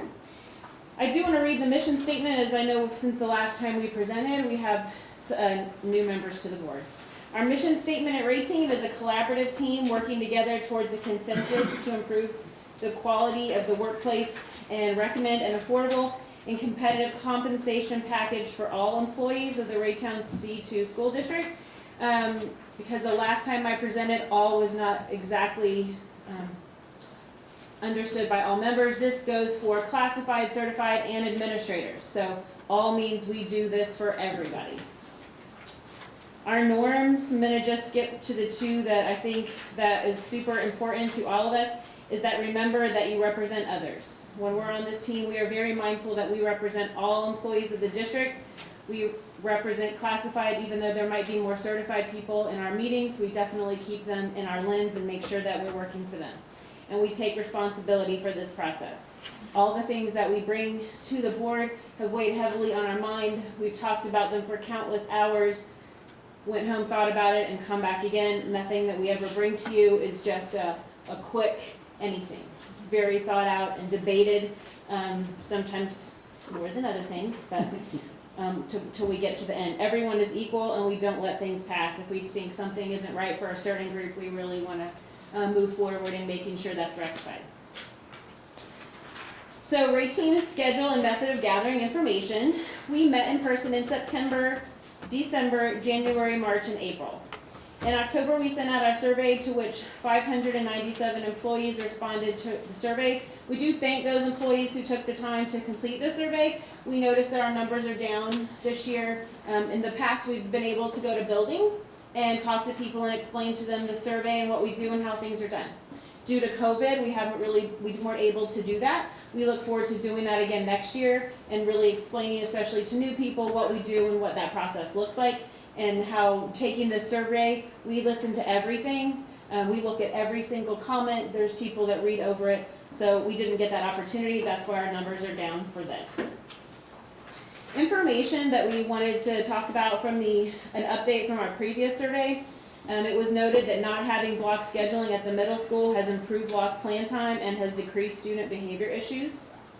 We would definitely like to thank the Board of Education for the $500 stipend. It was greatly appreciated by all. The Teacher of the Year Committee, we would like to possibly revamp, and we're talking to people about that, how those procedures happen.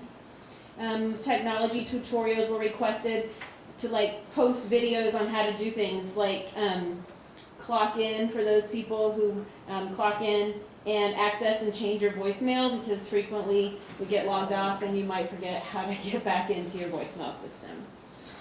Also, we talked about and passed on some information that for Wednesday GE care, if the ratio of students to adult can be met with GE staff, then building staff should be let go. So that would be IAs would go to GE and assist in GE. If we don't have more than a certain number of kids, please release those IAs to do other duties in the building that they may have. So we're working on that also. And recommendations, I'm gonna let Brian have that. Okay, our current recommendations, we recommend that the board continue virtual conferences option with all conferences, pre-K through 12 being on Wednesday night and all day Thursday. It's much easier. Can you continue to have 2 building subs per building? IAs need to have the ability to print from their device. Rayteam recommends continuing to use Rayteam model as the official negotiation team for the Raytown C2 school district. When you go to salary schedule recommendations, Rayteam studied all the salary schedule provided by Evergreen. Rayteam recommends that we keep our current certified classified administrative salary schedules.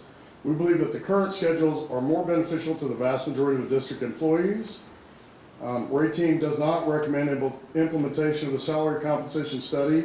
The recommendation we are making has a similar cost yet provides more equitable compensation across the district as a whole. And then the recommendations for Board of Education action, and then salary and then cost to implement. To add 500 to the base, the salary equals 900,000. Giving 1 step is equivalent to 1.8 million. Restructuring a classified salary schedule to reflect a 2% increase between each step is $250,000.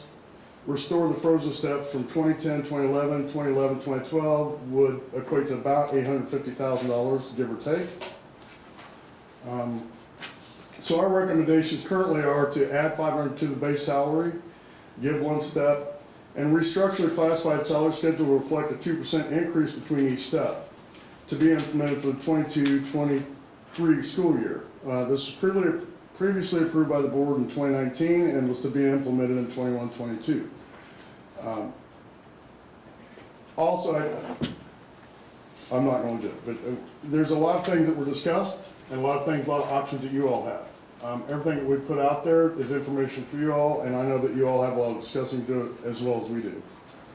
In conclusion, Rayteam acknowledges and appreciates the efforts of the board has taken to renew staff morale and community pride in our school district.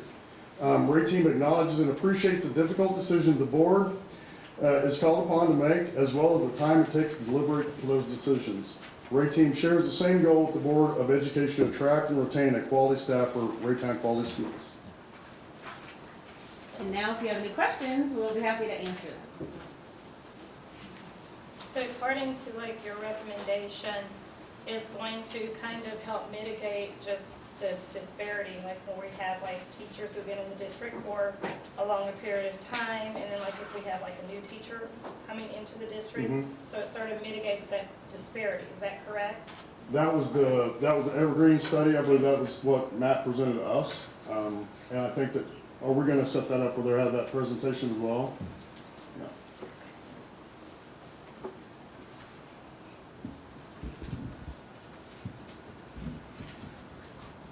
So I appreciate you guys working. Rayteam always works hard and does great work. So I agree we continue the collaborative process on negotiating. I appreciate I you just guys want as well. I do want us all to remember the over 5% increase we made to pay last year, which the board, one of our goals was to increase our rank from where we were, and we moved quite a bit higher in the rankings with other districts. So that was something we definitely wanted to do. But sometimes we vote on these in the same night that we have the presentation. I think the board needs some more time to look at some of these things and to look at some of these scenarios. And my reason for not wanting to vote on it tonight may be different from some of your guys' reasons. But I think one of the things the board will need to have some more discussion about is we spent $50,000 on a salary study, and we need to know more about why you think, and why we think that we might think that should not be implemented. I agree. We thank you for your time. We also have decided to try and have a meeting in the next week or two and invite as many board members as can come to that so that we can answer all those questions and show you both salary schedules, cell for cell, and how we determined that it would not benefit people who've been here 7 years or longer. So we have all that broken out for you, and we'll schedule a meeting that if anybody can attend, we'd like you to come and hear our explanations. Will you send that to Rachel, the date when you have that, so that we can have it? We'll get that probably tomorrow. Okay. Thank you. You guys are valued, and I know, as you get choked up, I know it's been really some tough years, and we value you, and I want to keep all of our teachers. You taught our children, and you Thank you. Thank you.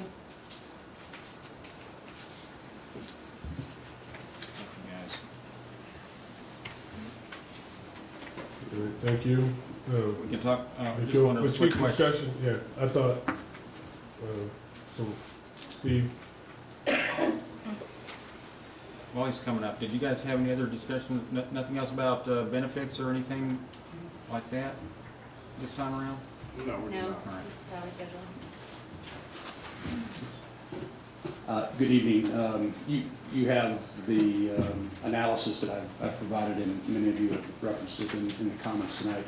First, let me say we have a wonderful staff, and Rayteam's been great to work with on the many years that I've served on Rayteam. One of my roles on Rayteam, besides providing this points of interest in my perspective, is to provide financial impact, financial forecasting. And so the numbers that I've provided, that many of you have seen, actually go back to the budget I provided last June. If you look at the FY22 budget document I provided at the June budget hearing, it forecast significant deficits in the years to come. And the conversation here recently was just a continuation of that conversation and that analysis.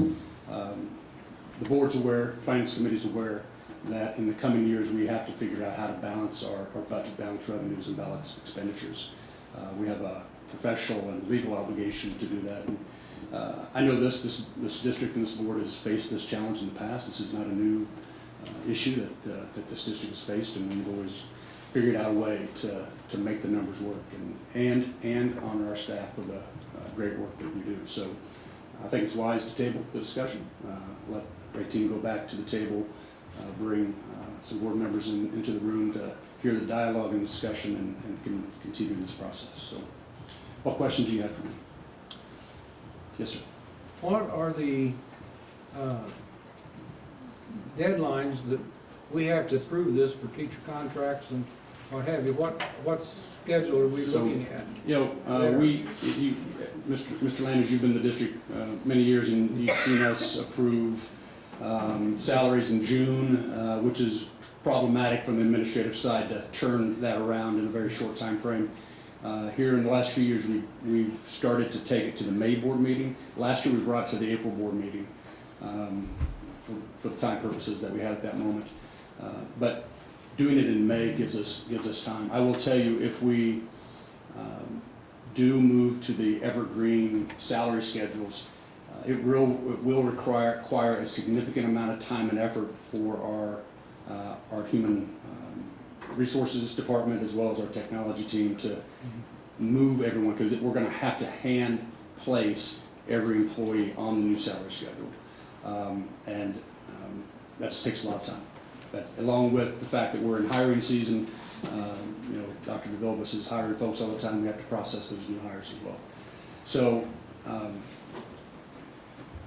You know, if we implement the new salary schedule, May would be the drop dead time to get that done and give us any kind of hope to make that transition.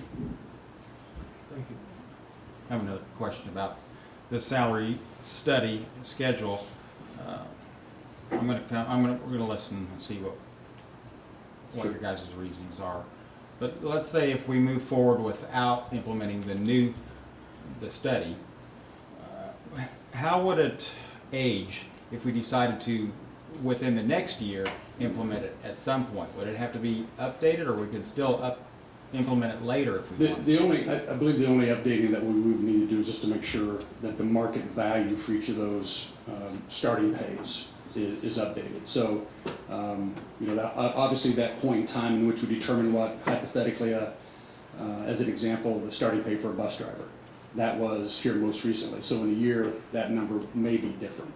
And so we just need to go through and update all those market value for those positions. I am thankful that Rayteam understands and recognizes how important each and every one of you are to the entire board and how much you are appreciated. Dr. Shelton, you mentioned some financial concerns Yes. as well, and we know that we have to keep our fund balance at a certain level. Could you share with us a little more about our financial concerns as we go into these considerations? Yeah, definitely. First of all, we have a board goal that says that we will, as a district, be financially responsible. And then we also have a board goal, board policy that states that our balances will be at 15% or more. Typically, we keep those between 15 and 20%. They've fluctuated sometimes as high as 29%. But we stay in that 15 to 20% range. Currently, we anticipate ending this year around 23% in balances. That is being bolstered up by the ESSER 1, 2, and 3 funds that we've received and will receive over the next year or two. Those balances, depending on what the decision is of the board for next year, could go from 19% down to 16%. The following year, they would drop below 10%, and then the following year after that, without significant changes in our expenditures and revenues, will drop below a level that we can't go to. So at 4%, the district is considered financially distressed. And as well as there's some other factors that can go into that as well that can trigger that designation. But we are approaching that, and we have a significant financial cliff coming in the next 2 or 3 years. 24, 25, and 26 are very important years for us financially. And so as I sit here at Standard tonight and speak on this topic, I'm looking specifically and solely through the lens of balancing the books. And I know there are many lenses to look through.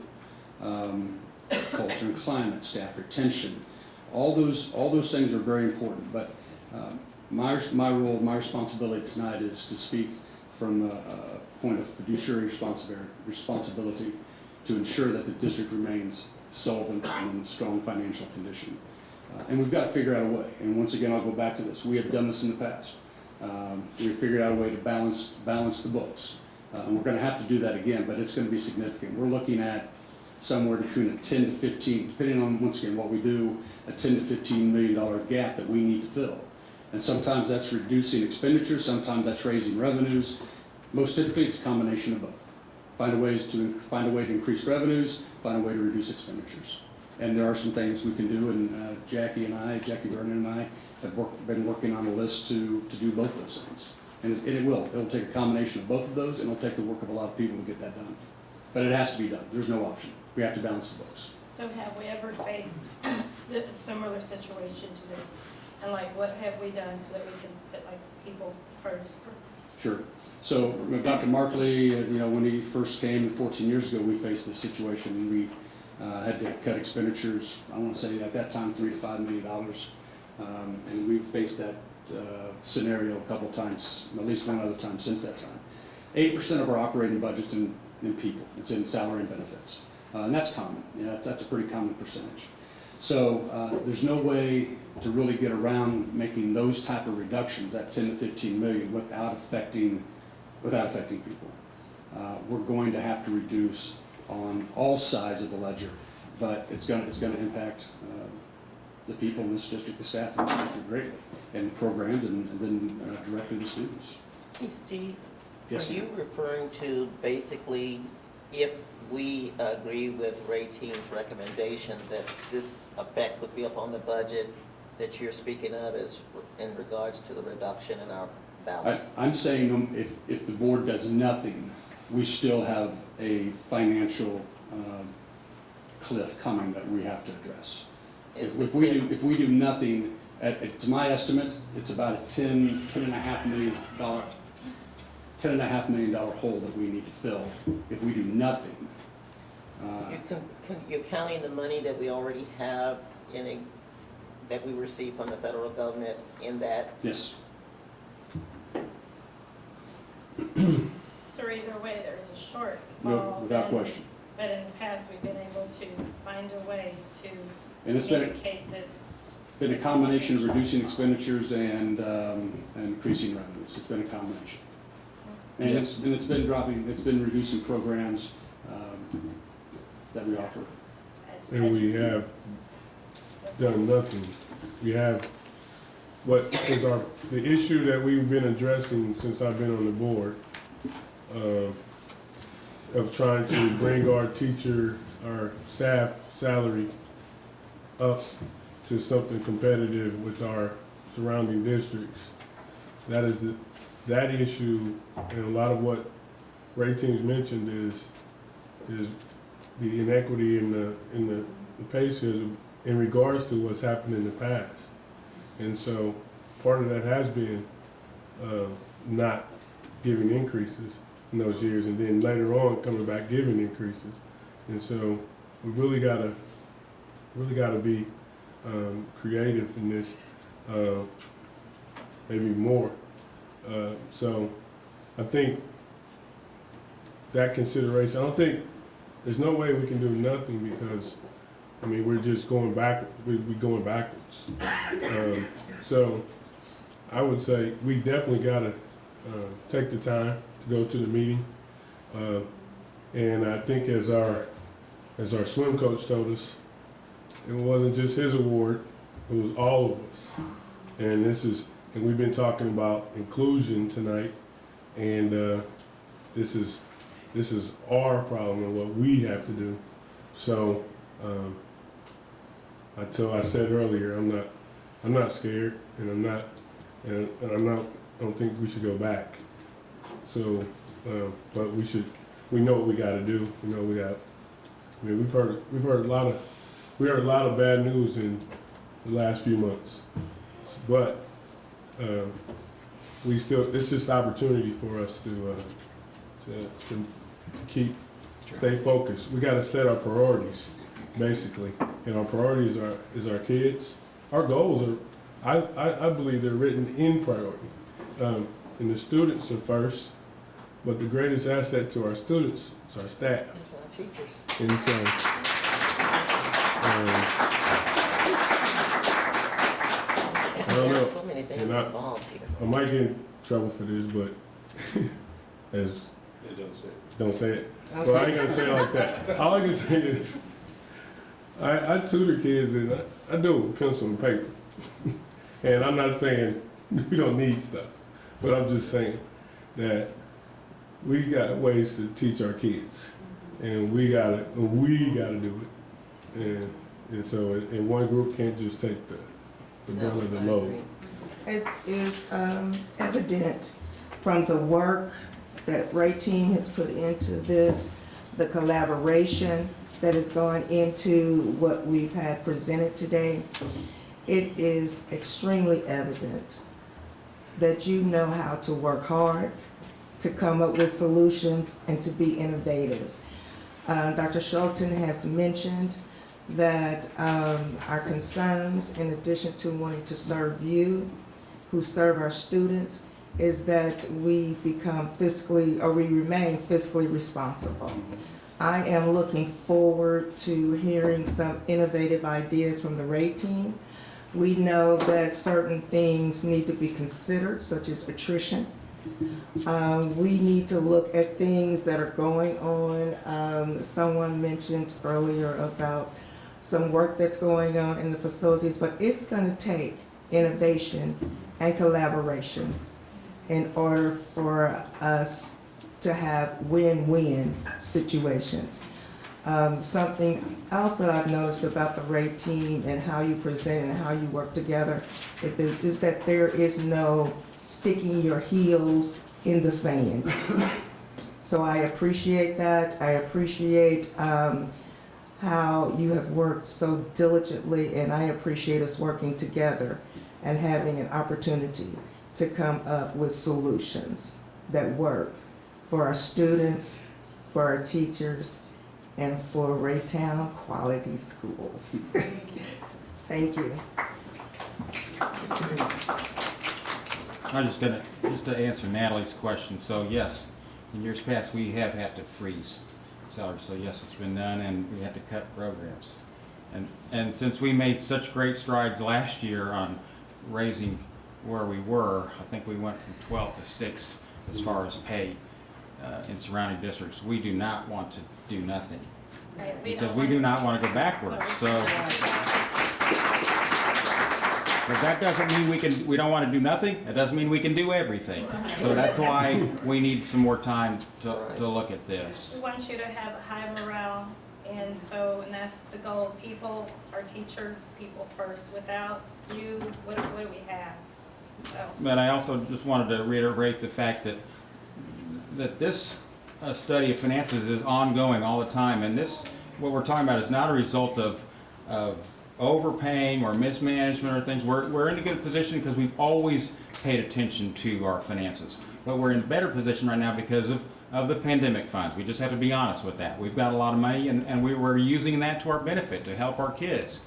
But that's not going to last forever, and that's what we're talking about here. When those funds run out, we just can't keep doing everything that we've done with those extra millions of dollars that we receive. And because the state funding has stayed stagnant, and it looks like it's going to be stagnant again next year. So those are all things that in 2 or 3 years are working against us, so we got to think about at this point. So 2023 is the last year that we'll receive funds from the federal? More than likely, we have about $18.3 million coming in ESSER 3 funds. We're going to get as much of that this year as we can. We budgeted $8 million of that, but whatever we can go get, we will. Which tells me probably next year that FY23 would be the last we can reimburse it. In the budget projections that you have in front of you, I've projected $8 million for this year, $8 million for FY23, and then $2 million for FY24. But more than likely, we'll have it all in our possession, if not this year and next year. I also want to make a statement to the teachers and to the staff. I think that you can say about this board that in every year, except for the year that we had to put on hold, that this board has been in the mode of working to try to do what was best for our staff. I think that is a testament to the quality of people that are on the board. So I just want to encourage you to know that our hearts are with your heart and that we're going to do the best that we can do. And we have the overall district to be considered of too. So. I just want to reiterate what Bobby says and thank each of you for reaching out, for the emails we've received this week, for letting your voices be heard. I want you to know that we do read these, we do hear them, and we do hear you, even if we don't always get around to responding. We are very grateful for your feedback as staff within our district, and thank you for all the ways that you serve unseen. We really appreciate it. And I think whatever shortfall we have, Alan's going to write a check on his last day to make it. He'll pay us back. As long as it doesn't have to be good, I'll write it. And I think this meeting that we're talking about, there's the level of concerns and recommendations that you brought to us, but it might be a good idea to bring some of that next level things that you talked about. You said, this would be good, but we need to go, let's take this first. Let us hear some of those other things. Give us something else to chew on and what have you. I've been in your committee before as a teacher, and I know it's hard. And you're trying to represent everybody, and you do an excellent job, but it's a tough job you guys have to do. Shelley, correct me if I'm wrong. Maximum 3 board members can attend Raytown. If we have a 4th board member, that becomes a meeting. So we'll have to. Yeah. So no more than 3. Who plans to attend? Well, it depends on when it is. Depends on the day and time. Yeah. Well, It's I plan to midnight on 2 attend. days from now. Well, I'm on the list. Additional board members can observe but not participate in the Okay. All right, thank you.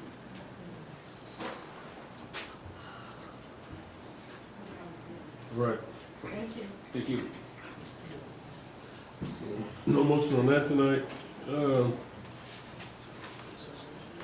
See you that next meeting. All right, in new business, we have policies, info. Let's read all these policies. Go ahead. Ms. Peyton, you want me to speak to it?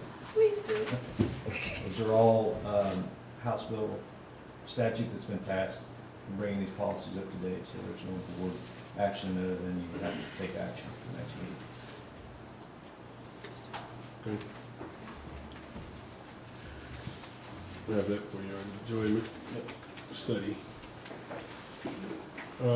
Policy ACAE. Okay. Yeah.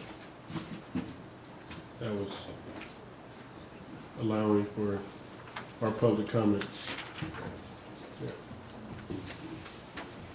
So next.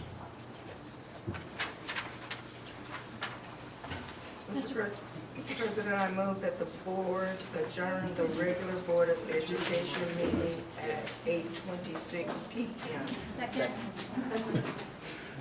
Get fast on those. Get fast on those. Hey, motion made and seconded. Let's vote. Get out of here.